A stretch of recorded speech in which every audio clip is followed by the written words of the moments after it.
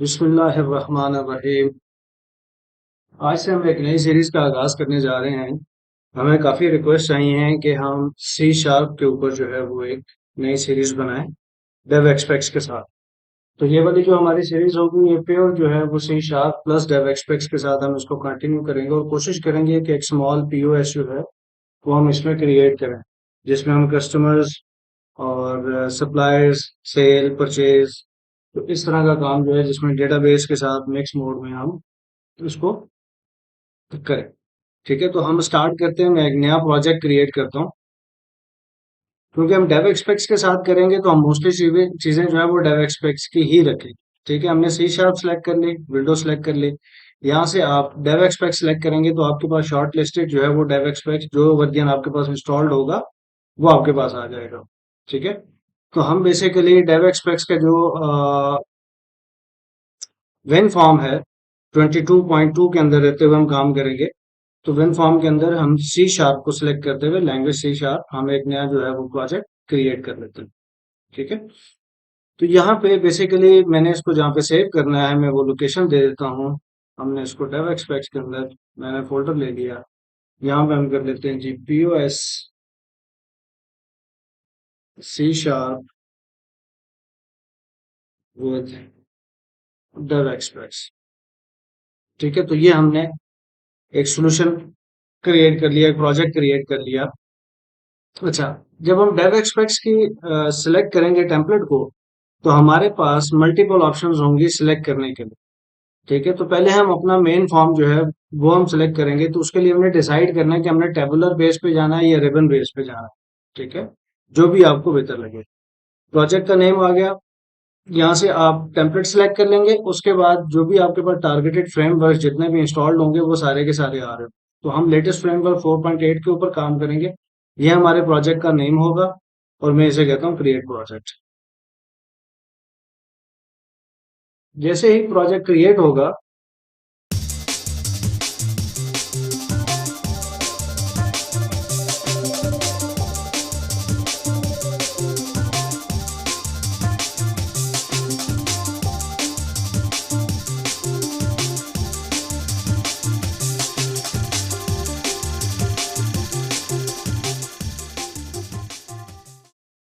तो हमारे पास by default जो है वो एक फॉर्म आ गया जो हमने सेलेक्ट किया था। रिबन फॉर्म, तो रिबन फॉर्म हमारे पास आ गया। ठीक है, तो सबसे पहले हम प्रोजेक्ट्स की ना कुछ सेटिंग करेंगे। सेटिंग क्या है जी, मैं इस प्रोजेक्ट के अपने इस फॉर्म की प्रॉपर्टी में आता हूँ। तो सबसे पहले तो मैं इसका नेम चेंज करता हूँ। मैं इसे कहता हूँ ये हमारा FRM मेन फॉर्म होगा जहाँ पे हम सारा मेन का काम करें। ठीक है, उसके बाद हम इसे कहते हैं कि इसकी स्टार्टअप पोजीशन जो है वो सेंटर स्क्रीन होगी और विंडो स्टेट जो है वो मैक्सिमाइज होगी। मीन्स कि जब ये स्टार्ट होगा तो ये फुल स्क्रीन के ऊपर आए। यहाँ पे हम इसे कहते हैं ये हमारा मेन कंट्रोल है POS का। ठीक है, आइकन वगैरह आपने सेलेक्ट करना है तो आप आइकन सेलेक्ट कर सकते हैं। ये आइकन आपका यहाँ पे आएगा, यहाँ पे डिस्प्ले होगा। बाकी फर्दर सेटिंग करने से पहले हम थोड़ा सा सी शार्प को स्टडी कर लेते हैं कि सी शार्प के अंदर और VB.NET के अंदर क्या फर्क है, जो वाजे फर्क क्या के। तो मैं प्रोजेक्ट की प्रॉपर्टी में आता हूँ, राइट क्लिक करके आ जाऊं या टॉप से आ जाऊं। यहाँ पे हमारे पास स्टार्टअप फॉर्म नहीं होते VB की तरह। ठीक है, तो ये बेसिकली आपका चल रहा होता है एक क्लास है, प्रोग्राम की क्लास से यहाँ से चल रहा होता है आपका जो भी फॉर्म है। ठीक है, तो हमने रखा था FRM मेन, तो ये FRM मेन यहाँ से चल रहा है। अगर आप स्टार्टअप फॉर्म चेंज करना चाह रहे हैं तो आप यहाँ पे फॉर्म दे देंगे जो भी नया फॉर्म आप क्रिएट करें। ठीक है, इसको भी हम आगे जाके थोड़ा सा मजीद एक्सप्लोर करें। उसके बाद बिल्ड के अंदर ये हमारा आउटपुट पाथ है कि हमारी जो आउटपुट है वो कहाँ जाएगी। ठीक हो गया, और किस टारगेट फ्रेमवर्क के ऊपर जो आर्किटेक्चर है आपका उसके ऊपर जाना चाह रहे हैं, 64 बिट या 32 बिट और प्रेफर 32 बिट। तो ये बाय डिफॉल्ट जो चीजें हैं हम उसको एज इट इज अभी छोड़ रहे हैं, फिर साथ साथ हम इसको स्टडी करें। उसके बाद अगर मैं इस प्रोजेक्ट को स्टार्ट करूं तो हमारे पास एक डिफॉल्ट थीम के अंदर ये प्रोजेक्ट स्टार्ट होगा। ठीक है, जो हमारी डिफॉल्ट थीम होगी, जो सिलेक्टेड डिफॉल्ट थीम है उसके साथ हम ये चाह रहे हैं कि हम अपने पूरे प्रोजेक्ट का जो सेटिंग है डेव एक्सपेक्ट्स की वो हम करना चाह रहे हो तो मैं प्रोजेक्ट पे राइट क्लिक करके मैं डेव एक्सप्रेस की प्रोजेक्ट सेटिंग पे आ रहा हूँ, ठीक है, जो भी मेरा वर्जन है उसका। तो यहाँ से मैं अपनी स्किन सेलेक्ट कर लूंगा कि मेरी बाय डिफॉल्ट से स्किन जो है वो फॉर एग्जांपल ये हो, वाइट हो। और मैं कोई भी लगाऊं का लेबल कंट्रोल, कोई भी टेक्स्ट बॉक्स वगैरह, तो उसका जो फॉन्ट है वो ये हो। जो भी आप फॉन्ट अपना कस्टम देना चाह रहे हैं वो भी आप दे सकते हैं, ठीक है। तो ये दो सेटिंग्स मैंने सेट कर दी। उसके बाद मैंने सेव कर लिया। यहाँ पे आगे तो प्रोजेक्ट की जो डिटेल है, आपने देखा जो लुक एंड फील है वो चेंज होती है, ठीक है। अच्छा, अब हम आते हैं नेक्स्ट के, फॉर एग्जांपल मैं इस फॉर्म का कोई इवेंट जनरेट कर पा, ठीक है। मैं यहाँ पे आता हूँ और मैं सिलेक्ट कर लेता हूँ इवेंट्स। प्रॉपर्टी विंडो में आया, मैंने इवेंट सिलेक्ट कर लिए और मैं यहाँ पे आ जाता हूँ फॉर्म के क्लोजिंग इवेंट पे। जब मैं इस पर डबल क्लिक करूंगा तो ये हमें एक इवेंट जनरेट कर देगा फॉर्म के क्लोजिंग का। अब अगर मैं देखूं वीबी डॉट नेट और सी शार्प में दोनों में फर्क क्या है, तो उसमें यह है कि यहीं पे आपका हैंडल डिफाइन होता है। जहां पे आप सब रूटीन बनाते हैं, जहां पे आप इवेंट बनाते हैं, वहीं पे आपका हैंडल डिफाइन होता है कि ये क्या करेगा। उसका आप सेंडर और जो इवेंट है दोनों यहीं पे आप देगा, ठीक है। जबकि सी शार्प के अंदर आपके पास जो इवेंट है वो आप जब फॉर्म के डिजाइनर में आएंगे, ठीक है, यहाँ पे डिजाइनर जो जनरेटेड कोड होता है यहाँ पे हम आ गए। तो यहाँ पे हमने क्या किया था, फॉर्म का एक क्लोजिंग इवेंट बनाया, तो वो यहाँ पे एक इवेंट उसको दे रहा है, हैंडलर एक यहाँ पे बना रहा है, ठीक है। अगर मैं यहाँ से इसको कमेंट कर देता हूँ या डिलीट कर देता हूँ, तो फॉर एग्जांपल आपके पास गलती से एक इवेंट बन गया, समटाइम ये है कि डबल क्लिक करते हैं तो जो उसका डिफॉल्ट इवेंट होता है किसी भी ऑब्जेक्ट का वो क्रिएट हो जाता है, ठीक है। तो आप उसको क्या करते हैं, यहाँ से डिलीट कर देते हैं। तो यहाँ से डिलीट करने से सिर्फ मसला हल नहीं होता इस केस में, वीबी डॉट नेट पे हो जाता है बट सी शार्प में नहीं, ठीक है। तो आपको डिजाइनर से आके यहाँ पे आप देखेंगे कि आपको एक एरर मिल रहा है, क्योंकि इसका रेफरेंस जो है वो अब आपने कमेंट आउट कर दिया। तो फिर आपको यहाँ से भी इसको कमेंट आउट करना पड़ेगा, तब आपका एरर जो है वो रिजॉल्व होगा, ठीक है। अदरवाइज आप उसको, अगर गलती से बन भी गया है, तो फिर आप उसको रहने दें, ठीक है। तो बेहतर यह है कि आप अपने कोड को क्लीन रखें और साथ साथ उनको डिलीट कर दें। अच्छा, फॉर्म के क्लोजिंग इवेंट पे मैं क्यों आया, तो यहाँ पे हमने फर्दर एक चीज स्टडी करनी है कि मेरा प्रोजेक्ट स्टार्ट हुआ, ठीक है, और यूजर अगर उसको गलती से क्लोज करता है, ठीक है, या यूजर यहाँ से क्लोज करे, तो यहाँ पे एक मैसेज बॉक्स आया कि आप वाकई इसको क्लोज करना चाह रहे हैं, ठीक है, यस और नो वो पूछे। यस और नो की बेस पे डिसाइड हो कि हमारा ये फॉर्म क्लोज हो जाए, ठीक है। तो उसके लिए हमारे पास, क्योंकि हम वाया डेव एक्सपेक्स कर रहे हैं, तो डेव एक्सपेक्स के हमारे पास दो मेथड, ठीक है। तो एक डेव एक्सपेक्स का है मैसेज बॉक्स और एक डॉट नेट का अपना है मैसेज। तो पहले हम डॉट नेट के मैसेज बॉक्स में आते हैं। तो उसके लिए मैं क्या करूंगा, if message box dot show, कि उसको शो कर दे। अच्छा, एक चीज आपने याद रखनी है, सी शार्प और वीबी डॉट नेट में सबसे बड़ा जो डिफरेंट है वो डिफरेंट है केस सेंसिटिव का। वीबी डॉट नेट केस सेंसिटिव नहीं है, बट सी शार्प जो है वो केस सेंसिटिव है। तो यहाँ पे हम देंगे कि जो मैसेज बॉक्स हम शो करवाना चाह रहे हैं, मैं इसे कह रहा हूँ are you sure to exit, आप वाकई एग्जिट करना चाह रहे हैं। उसके बाद कामा, उसका सेकंड पैरामीटर। अब यहाँ पे हमारे पास 21 टाइप्स ऑफ मेथड्स हैं शो के, ठीक है, जिसके अंदर मल्टीपल पैरामीटर्स हैं, ठीक है। यहाँ पे अब सेकंड जो है वो हमारे पास कैप्शन है, तो कैप्शन में मैं देता हूँ एग्जिट, ठीक है, क्वेश्चन मार्क, उसके बाद कामा। अब हमारे पास थर्ड जो है वो बेसिकली मैसेज बॉक्स के बटन हैं, ठीक है। मैसेज बॉक्स के बटन कौन से देना चाह रहे हैं, यस एंड नो, ठीक है। उसके बाद मैं आइकन देना चाहूंगा, तो मैं इसे कहूंगा,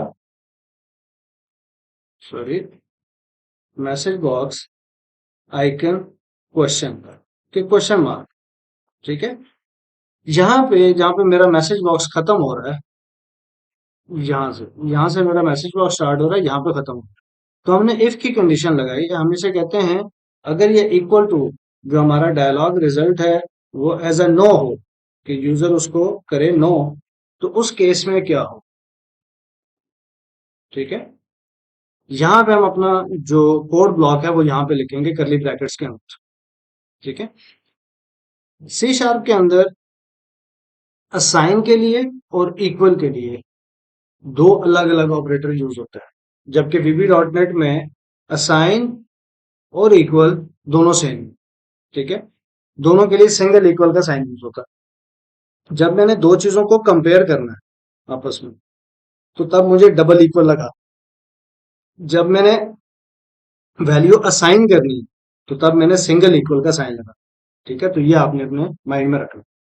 यहाँ पे मैं इसे कहता हूं, तो अब हमने नो की ऑप्शन क्यों ली कि यूजर अगर कहता है नो, तो क्लोजिंग इवेंट तो फायर हो गया उसके क्लोज होने पे, क्लोज होने पे क्लोजिंग इवेंट तो एग्जीक्यूट हो गया। तो हमने नो के ऊपर चेक लगाना है कि वो क्या करे, E dot cancel closing event जो फायर हुआ है उसको कैंसिल, क्लोजिंग इवेंट जो फायर हुआ उसको कैंसिल। कि ई डॉट ई जो है वो बेसिकली आपका क्लोजिंग इवेंट है, ई जो है वो क्लोजिंग इवेंट है, सेंटर जो है वो बेसिकली ऑब्जेक्ट है। तो ये आपका अगर मैं इसको दो हिस्सों में डिफाइन करूं, तो ये अंडरस्कोर से एक लेफ्ट साइड है और एक राइट साइड है, जो इसकी नेम डेफिनेशन। तो नेम डेफिनेशन जो इसने बाय डिफॉल्ट बनाई है, ये बाद में चेंज भी कर सकते हैं, बाय डिफॉल्ट जो बनाई है उसमें हमें ये पता चलता है कि जो हमारा लेफ्ट हैंड साइड है ये हमारा सेंडर है, कि इसमें ऑब्जेक्ट आ रहा है, कि किस ऑब्जेक्ट के ऊपर कौन सा इवेंट जो है वो फायर हो रहा है। तो जो राइट हैंड साइड है वो बेसिकली वो ये राइट हैंड साइड है जो हमें डिफाइन कर रही है कि हमारा क्लोजिंग का इवेंट फायर हो रहा है। अब जैसे ही बंदे ने क्लोज का बटन क्लिक किया, तो हमारा जाहिर सी बात है क्लोजिंग इवेंट अब फायर हो गया। फायर होने के बाद हमने उसको मैसेज शो करवाया, यस और नो का। यस और नो के साथ हमने क्वेश्चन मार्क का एक आइकन दिया, यस नो के दो बटन दिए, ये हमारा टाइटल आ गया, और ये हमने टेक्स्ट दिया कि आप वाकई क्लोज करना चाह रहे हैं। अब अगर यूजर वहां पे हम ये वाला कोड ना दें, कुछ भी ना दें, यूजर यस या करे या नो करे, दोनों केसेस में वो इवेंट तो फायर हो गया, उस इवेंट ने आगे जाना है एंड तक। तो हमने क्या करना है, नो के केस में उस इवेंट को रोकना है। तो हम सिंपल यहाँ पे कह देंगे e dot cancel equal to true. ठीक है, एग्जीक्यूट करते हैं।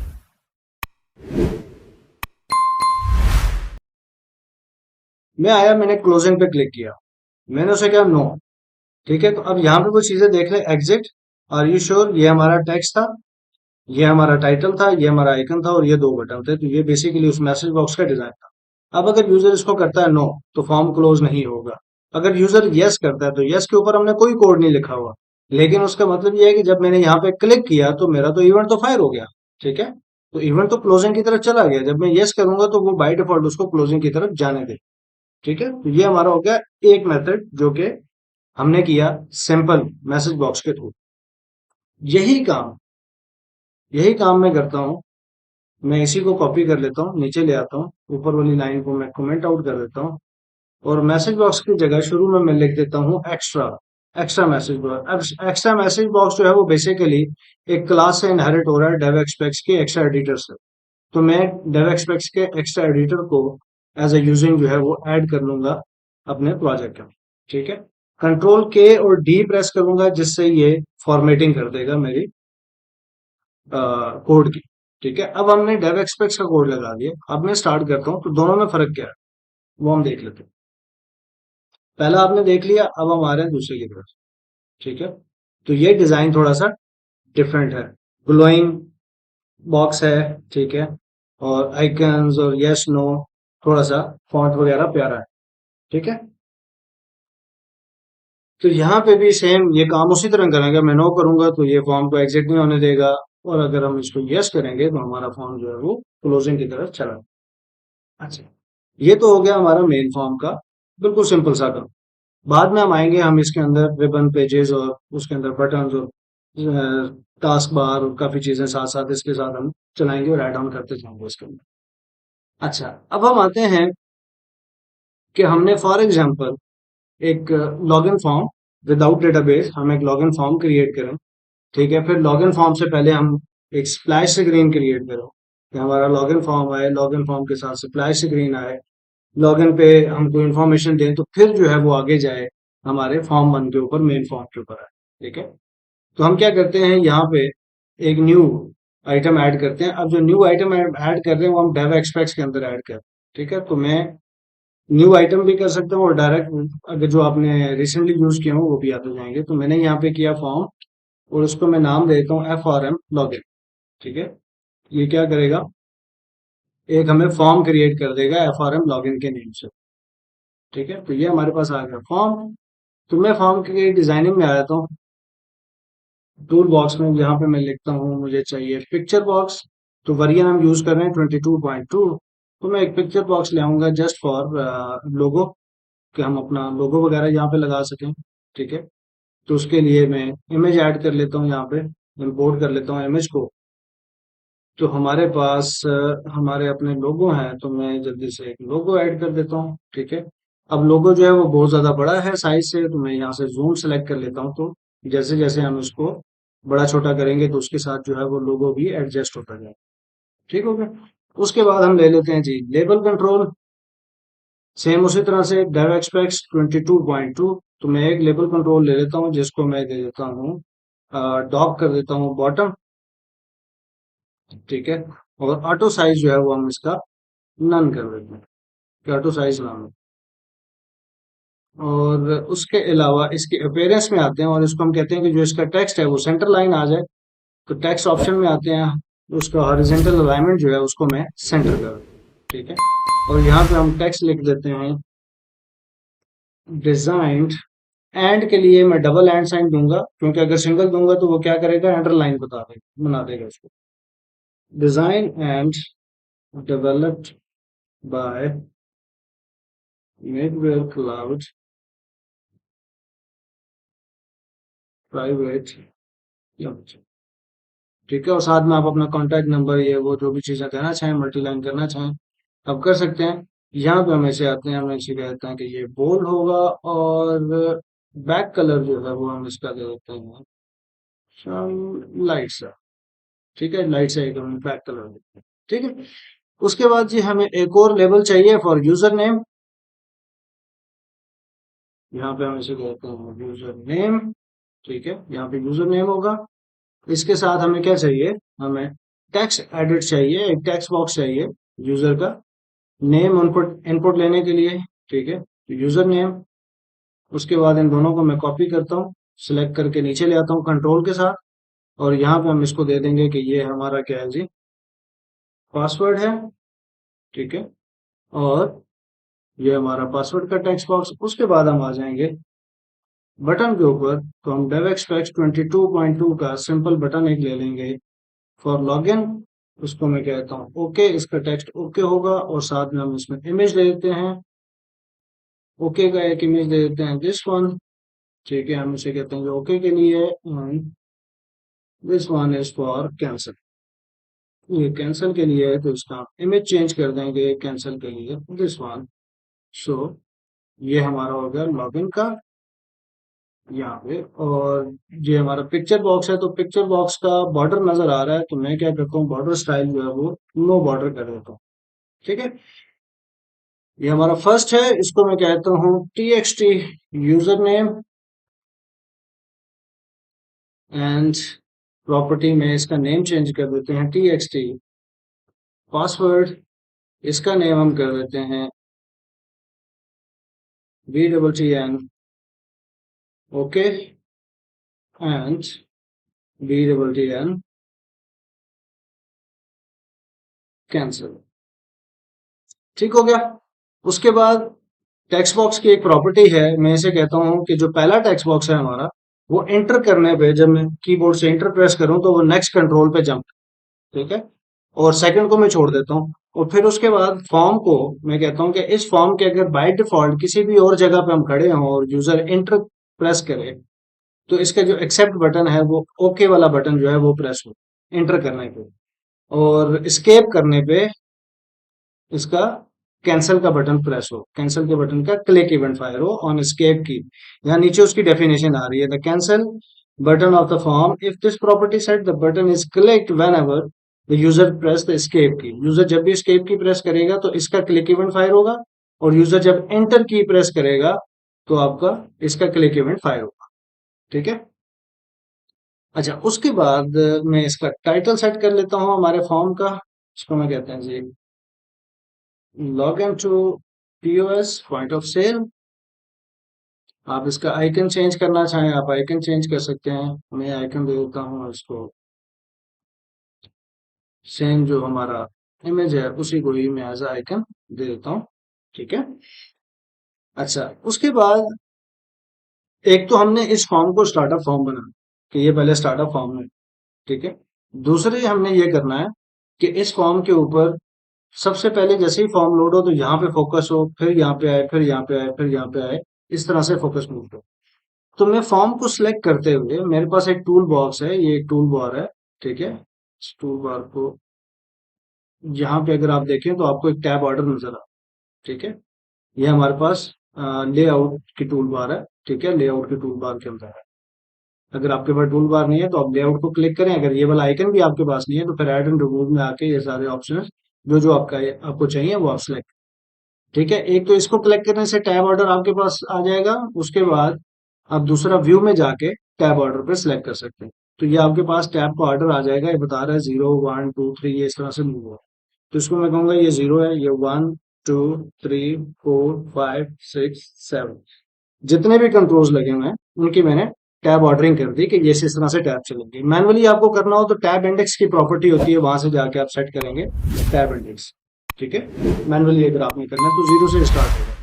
अब हमारे लेबल जो है उस पर जाहिर सी बात है फोकस तो रुकता नहीं है, पिक्चर बॉक्स पे भी फोकस नहीं रुकता, ठीक है। तो हम पिक्चर बॉक्स का जो टैब स्टॉप है वो ऑलरेडी फॉल्स है, ठीक है। तो जो हमारे टैब स्टॉप आएंगे वो यहाँ पे और बाकी बटन्स पे हैं। अब हमने यहाँ पे जो टेक्स्ट बॉक्स है पासवर्ड का, बेसिकली अगर यहाँ पे मैं कुछ भी पासवर्ड लिखना चाहूँ तो वो पासवर्ड जो है वो नजर तो नहीं आना चाहिए, ठीक है। तो उसके लिए एक प्रॉपर्टी होती है यूज पासवर्ड कैरेक्टर, इसको हम स्टैटिक कर देंगे और यूज सिस्टम पासवर्ड कैरेक्टर को ट्रू कर देंगे, ठीक है। तो जो हमारी सिस्टम की विंडो की जो सेटिंग होगी उस हिसाब से जो भी वहां पे आइकन सेट होगा वो यहाँ पे आना शुरू होगा, ठीक है। तो हमारा पासवर्ड जो है वो नजर नहीं आना चाहिए। अच्छा, अब हमने इसको बनाना है स्टार्टअप फॉर्म। तो वीबी के अंदर तो सिंपल था कि हम प्रोजेक्ट की प्रॉपर्टी में जाते थे और यहाँ से हम फॉर्म जो है वो अपना सिलेक्ट कर लेंगे, ठीक है, स्टार्टअप फॉर्म। लेकिन अब इस केस में क्या होता है कि वो प्रोग्राम की जो फाइल है यहाँ से आप स्टार्टअप फॉर्म सेट करते हैं, तो मैं एफ आर एम न्यू की जगह मैं ऐसे कहता हूँ F R M login जो है वो मेरा कॉल होगा एज अ एप्लीकेशन, ठीक है। अच्छा, उसके बाद लॉगिन की भी हम कुछ सेटिंग कर लेते हैं कि लॉगिन जो है वो मैक्सिमाइज ना हो सके, तो इसका मैक्सिमाइज का जो बॉक्स है वो हम खत्म कर देंगे। उसके बाद ये सेंटर स्क्रीन में आए, ठीक है, स्क्रीन के सेंटर में। और थर्ड जो है ये साइजेबल ना हो कि यूजर इसको बड़ा छोटा ना करे, ठीक है, ये फिक्स साइज इसका हो, ठीक है जी। ये तीन हमने सेटिंग कर दी। अब हमने स्टार्ट किया अपने प्रोजेक्ट को,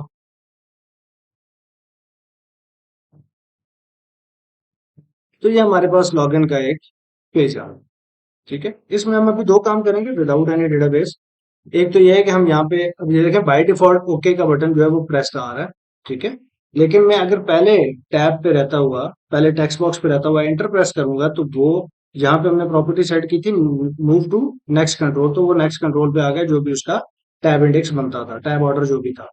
अब यहाँ पे रहते हुए जब मैं क्लिक करूंगा तो ये वाला बटन क्लिक होगा। अभी तो हमने इसके पीछे कोड नहीं किया तो आपको आइडिया नहीं होगा। तो सबसे पहले हम क्या करते हैं कि इसके पीछे सिंपल सा कोड लिख लेते हैं बटन ओके के पीछे। सिंपल सा हम कर देते हैं मैसेज बॉक्स डॉट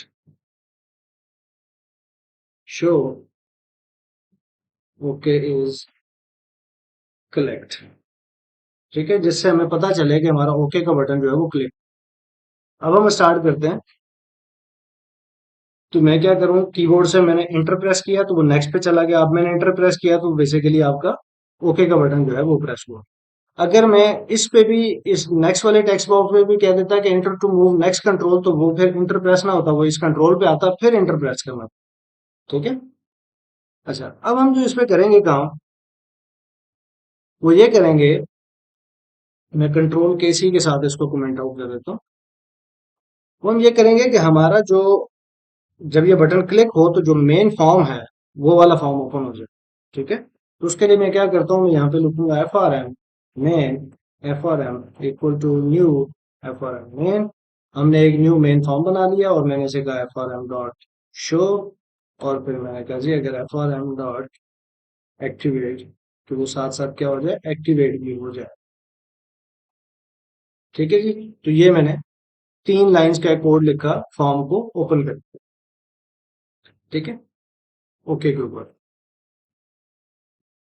अच्छा, अब ये क्या करेगा, इस फॉर्म को तो ओपन कर देगा, लेकिन हमें साथ साथ क्या करना है, जैसे ही वो फॉर्म ओपन हो तो इस फॉर्म को हमने हटाना भी तो है स्क्रीन के आगे से।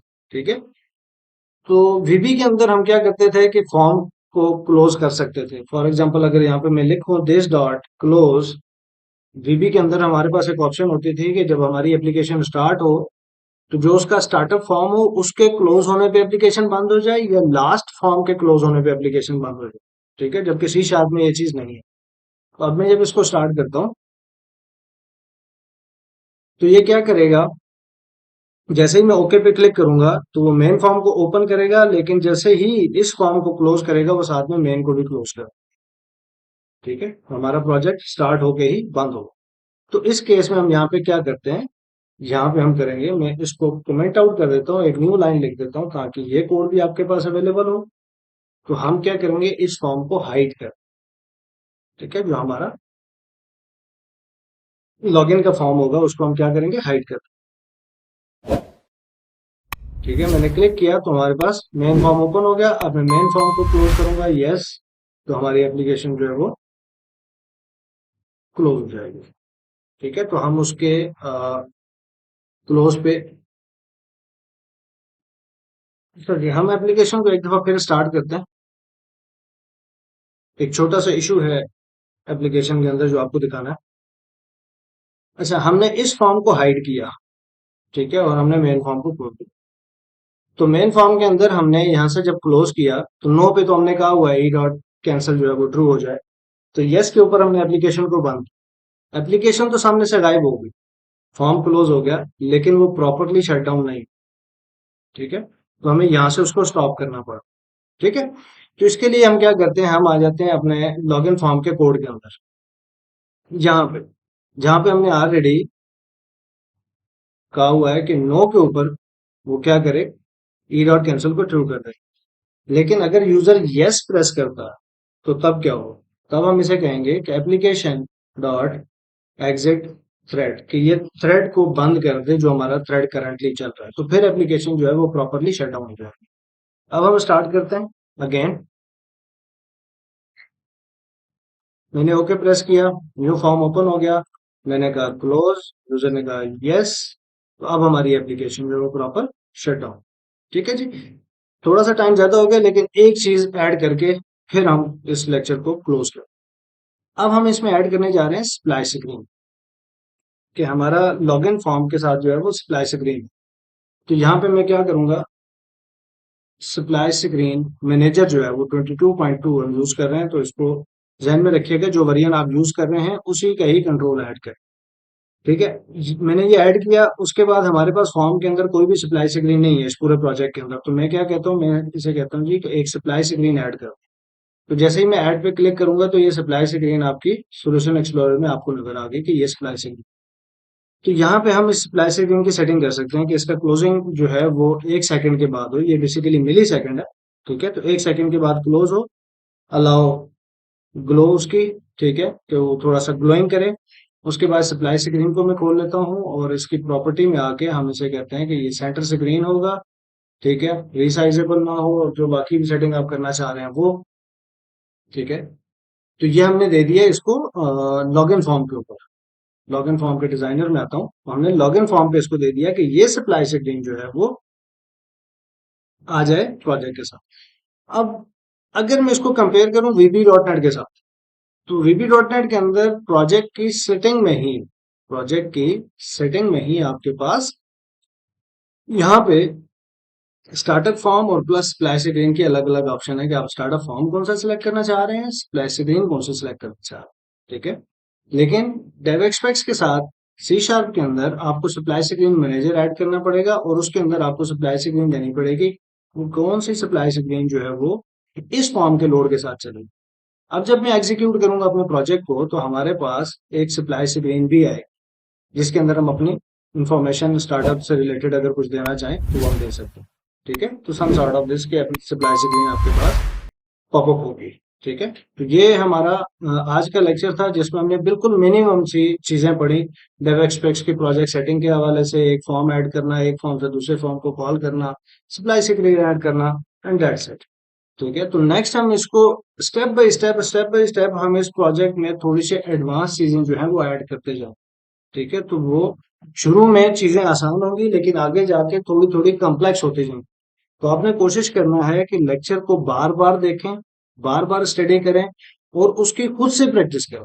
ठीक है, ताकि आप मैक्सिमम चीजों को अब्जॉर्व कर सकें, खुद से हल करने की कैपेबिलिटी आपके अंदर आ जाए। ठीक है, तो आपने कॉपी पेस्ट के ऊपर कम ध्यान देना है और मैक्सिमम कोशिश करें आप अपनी फिंगर टिप्स पे कोड को लिखें और चीजों को अंडरस्टैंड करने की कोशिश करें। ठीक है, तो नेक्स्ट लेक्चर तक के लिए इजाजत दीजिएगा। अपना ढेर सारा ख्याल रखें और हमें अपनी दुआओं में याद रखिएगा। फी अमान।